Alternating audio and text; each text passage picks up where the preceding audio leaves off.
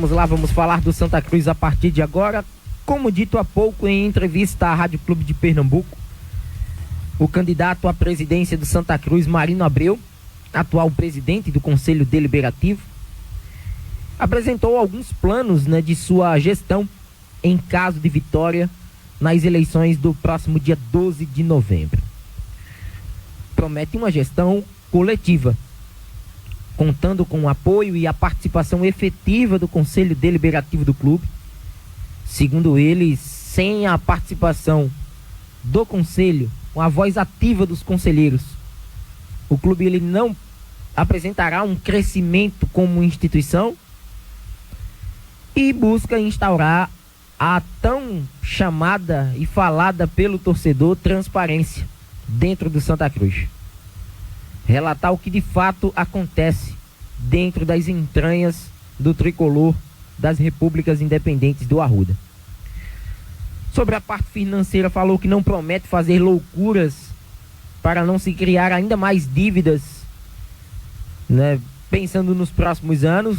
É sempre bom salientar que o Santa passa por um processo de recuperação judicial e essas dívidas elas precisam ao máximo serem evitadas, pelo simples fato que isso passa uma má impressão para investidores que estejam interessados em implantar a Sociedade Anônima do Futebol, a chamada SAF, dentro da Cobra Coral.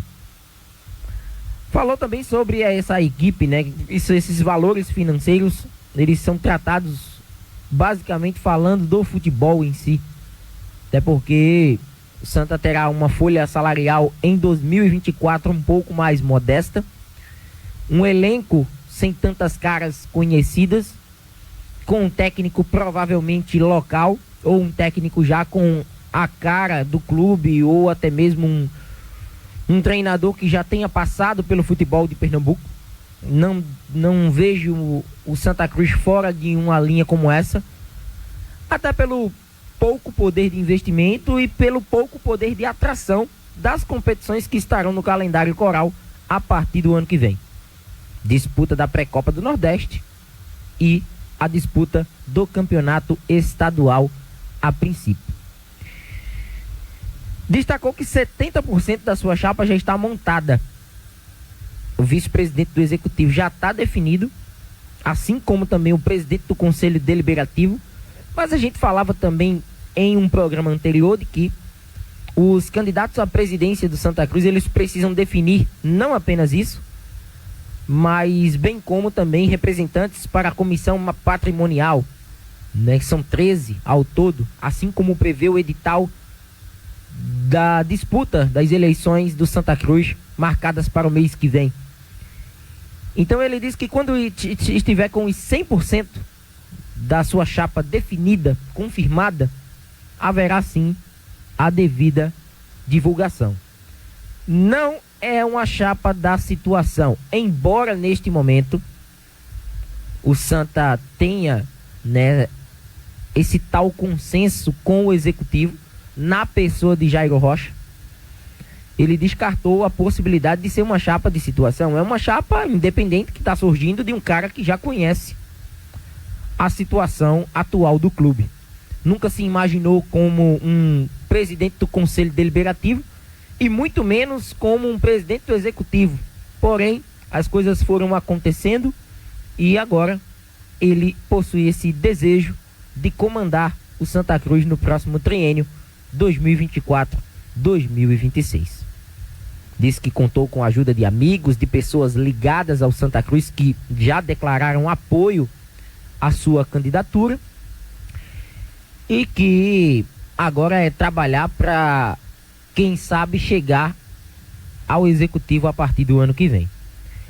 Sobre um outro candidato, Albertino dos Anjos, ele também em entrevista descartou uma possibilidade, negou que a sua SAF, a proposta de investidores estrangeiros, liderados aí pelo ex-jogador do Santa Cruz, Mancuso, seja uma manobra, entre aspas, para vencer as eleições. Muitos torcedores comentaram, nas redes sociais, por exemplo, vídeos onde eu publico lá no meu canal no YouTube, torcedor de Santa Cruz sempre fala, Eu não acredito nessa história de SAF, porque a SAF, ela é, quem sabe, uma manobra política para que essas pessoas possam se apoiar nessa história e o torcedor ser iludido mais uma vez. O Albertino dos Anjos acabou rechaçando essa ideia de que exista, né, essa manobra para vencer o pleito do próximo dia 12 e que semana que vem ele deve apresentar a composição de sua chapa para o torcedor coral. Vale destacar que o prazo de inscrições para as eleições do Santa Cruz, né, o prazo de inscrição das chapas se estendem até o próximo dia 30 deste mês, ou seja, teremos aí mais 11 dias contados a partir de hoje para conhecermos as chapas que estarão disputando as eleições de meados do próximo mês. Inclusive, o Albertino foi taxativo quando falou sobre um recuo que houve por parte dos seus investidores, né, no caso investidores estrangeiros, né, que estão ligados até ao próprio Albertino dos Anjos para a implementação da SAF no Santa Cruz. Houve um recuo da apresentação dessa proposta a partir do momento que as eleições elas não tinham a sua definição.